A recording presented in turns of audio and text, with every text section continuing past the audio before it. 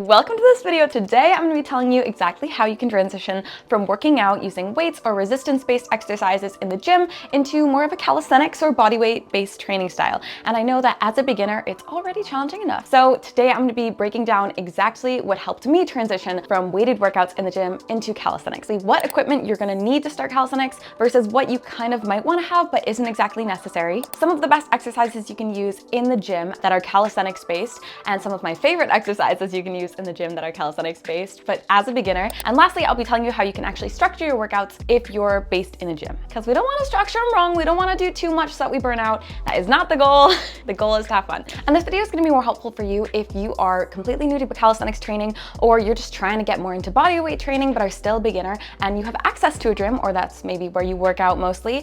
I personally started calisthenics after becoming burnt out, both from my gym workouts and also I had a lot of stress going on in my life, and I switched over to body weight movement because I started having more fun. I still maintained a really good physique, but I didn't feel like I had to work to optimize and maintain like a perfect body for any reason. And it was more fun because I was working on skills that I really enjoyed. But let's start off by talking about what equipment you actually need as a beginner. Since calisthenics training is your body weight training, technically you don't need any equipment. If we're being really technical here, you just need a floor. You have a wall, that's cool. But using gravity's around us all the time. So technically you think of our squats, push-ups, pike press-ups, lunges, core exercises. You can do a lot with no equipment. But this being said, I would recommend that you have a bare minimum of a high horizontal bar, a low horizontal bar, some sort of box or bench, and a wall, and the floor, of course. Most gyms have this equipment, and if not, there's lots of tutorials on YouTube on how you can set it up at your own house. But at a bare minimum, most gyms usually have a high horizontal bar, like some sort of pull-up bar or a machine that helps you get your pull-up. I'm gonna show you how to set up a low horizontal bar if there isn't one in your gym. You just need a squat rack or a Smith machine. First, I'm gonna tell you what exercises are amazing if you're transitioning from the gym into calisthenics-based workouts and you have a gym. Starting with our high horizontal bar, you can do resistance band assisted pull-ups and dead hangs. Those are great starter ones. Starting with a low horizontal bar, you can do Australian rows and bar assisted chin-ups, as well as bar assisted pistol squats. If you have a box, you can do incline push-ups, box jumps, box step-ups. And of course, with the floor, we have so many options. We can do squats, we can do lunges, we can do push-ups, we can do kneeling push-ups. But those are good ones to start if you're transitioning. You might want to keep using some of your favorite weighted workouts, but then start adding in some of these complete body weight exercises. Now, those exercises being said, some of these can be pretty easy based on your athletic experience. So if you're coming from an athletic background that does use some body weight fundamentals, you might find maybe push-ups are too easy and you need to move on to pseudo planche push-ups faster than someone who has absolutely no training background. On the flip side, maybe you have absolutely no training background and the push-up is too hard, and you're gonna want to work with kneeling push-ups or incline push-ups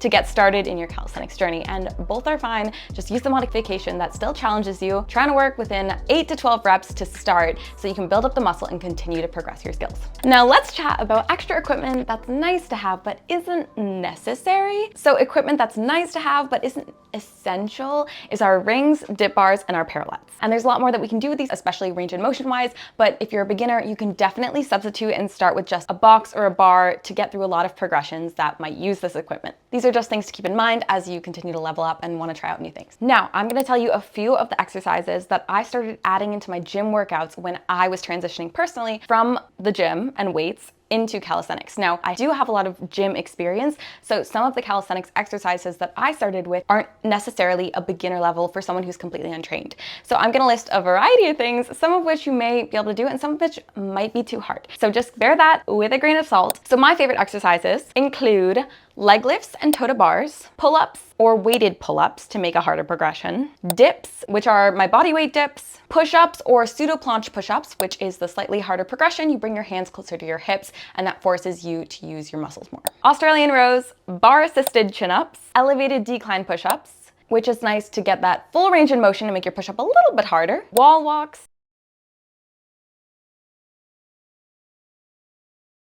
one-armed wall walks,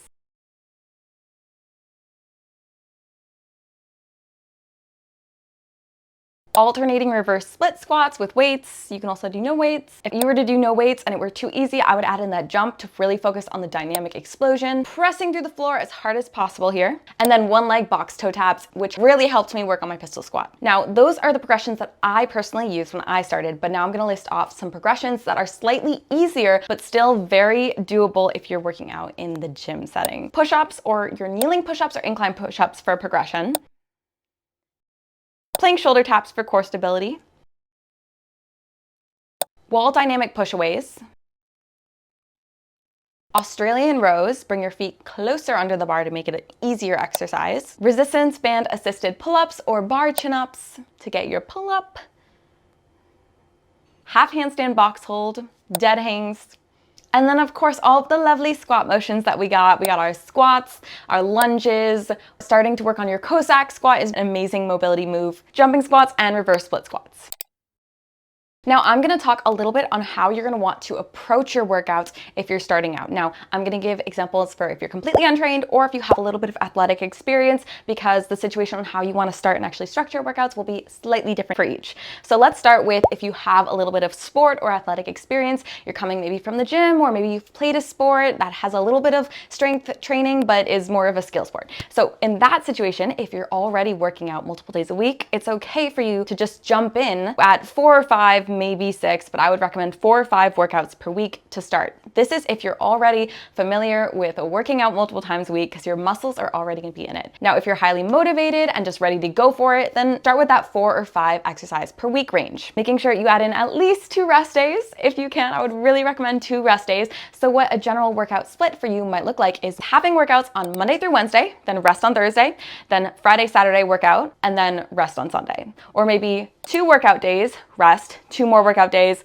and then 2 days of rest. So that's how you should structure it if you're coming in from an athletic background. Now let's talk about if you're untrained completely, you have not been working out, you're just really excited to get into it, get started. So in this situation, since your muscles aren't going to be used to working at the level that they are for calisthenics exercise, you want to start out with about 3 workouts per week. We don't want to start out with too many workouts, and I know this is especially hard if you're like me and you're just like, let's just jump right into it. Let's just go for it. But we don't want to do that, because what can happen is we can put our bodies at a higher risk for injury. And also what happens if you just like go too much too soon is you're at a higher risk of burning out, and then like a few weeks down the line being like, oh my God, I'm so tired, I'm sore, I don't even want to work out at all. And that's not the goal. The goal is to start slow and then ease into it and then build up over time. So if you start with about 3 workouts per week, do that for a few weeks. If you're feeling energized or ready to go still, then we bump it up to 4 workouts, and then eventually 5 if you like. And the whole goal here is for you to feel good and motivated throughout the whole week.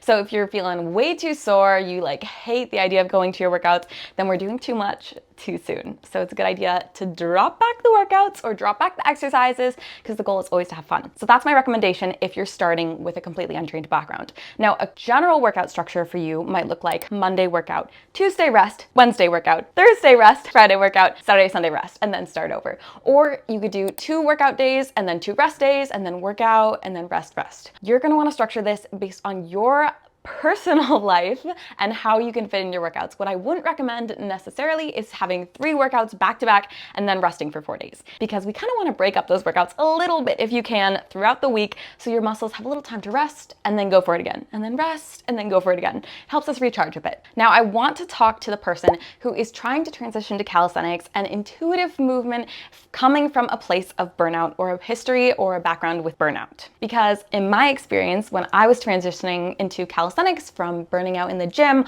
what I had been doing that helped contribute to my burnout in the first place, I was doing too many exercises per workout, too many workouts per week. My cortisol, my stress levels were too high. And so when I transitioned into calisthenics training in the gym, what I did, since I was already training way too many times per week, is I added in extra rest days. This helped decrease my cortisol levels. I also decreased the number of total exercises that I was doing in each of my workouts. So instead of doing 9 to 10, even 11 exercises per workout, I dropped that back to about 6 to 8 exercises per workout. I also made a lot of these exercises more intense, but for fewer reps. So instead of doing maybe the dumbbell shoulder press, trying to stick to 12 reps or 10 reps for 3 to 4 sets. What I did instead was I did 5 to 6 reps of my pike press-ups, which are more intense, but I used fewer reps and I did fewer sets. So for each of the exercises, I stuck with 3 sets per exercise, and I dropped back my reps, made it more intense, and had fewer exercises per workout. This helped me develop strength as well as that foundational strength that I needed for calisthenics, while still being able to decrease my cortisol levels, got some movement in, which really helped my mental health and made me feel really good,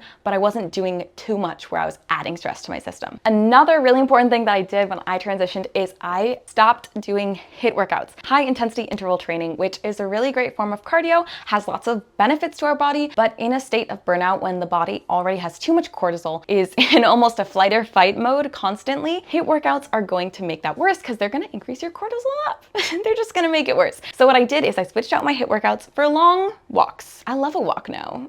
Girl loves a walk. I could listen to a podcast. I could just think. This allowed me to still get in my cardio, still get in some movement, get my body going, but not have to be in that really intense exercise for 15 minutes straight. So I would really recommend that if you're trying to recover from burnout, decrease the total exercises in your workouts and increase the intensity, but for fewer reps. Switch out your HIIT for some nice, gentle, long walks, long strolls. Keep your routine if you like that, but try backing down on your sessions. So adding in more rest days, make sure that your body is fully recovered by the time you hit your next session, or at least you're excited for your next session. And this will be helpful as you transition. Now, bear in mind that everyone's recovery journey is completely unique. So if you try these steps out and you feel like they're not working from you, it's completely okay to stop and try something different, because everyone's journey is unique and that's okay. Find what works for you, queen. And on a side note, as I continue to train like this and train more intuitively, a lot of the exercises I started with as a beginner were not necessarily skills. They weren't like the handstand, and they weren't the V-sit or the L-sit even. They were just like the push-up, the resistance band assisted pull-up, the dip,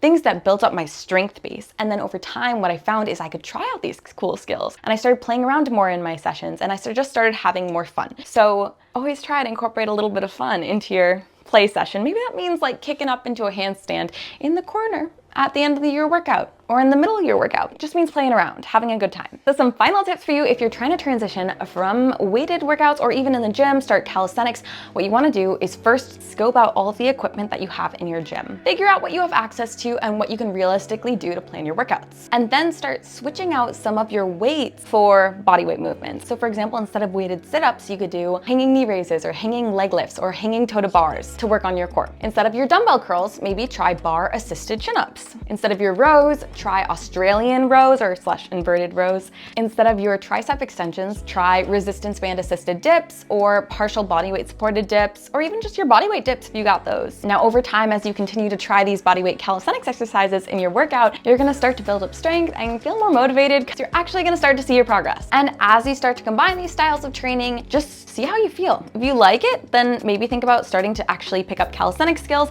and transition fully into calisthenics. If you are just vibing and don't really want to completely transition into calisthenics, that's okay. Stick with what you like. But either way, I hope you found this video helpful. By the way, in case you didn't know, this is video number 1 of our calisthenics starter pack series. I'm gonna be breaking down in the next 5 videos exactly what I wish I knew when I started calisthenics training, and exactly what you need to know in order to properly start to build up your bodyweight strength and get into calisthenics. In the upcoming videos, I'm gonna tell you exactly how to warm up for your calisthenics workout, exercises you can use as a beginner for calisthenics, the best calisthenics skills to start as a beginner, and exactly how to structure your calisthenics routine. Of course, we're gonna be covering mindset and all of the amazing things too that are gonna help you stick to your workouts. So if that sounds good, don't forget to hit subscribe and hit the notification bell so that you don't miss one of these upcoming videos. And I will see you guys in the next video. Bye.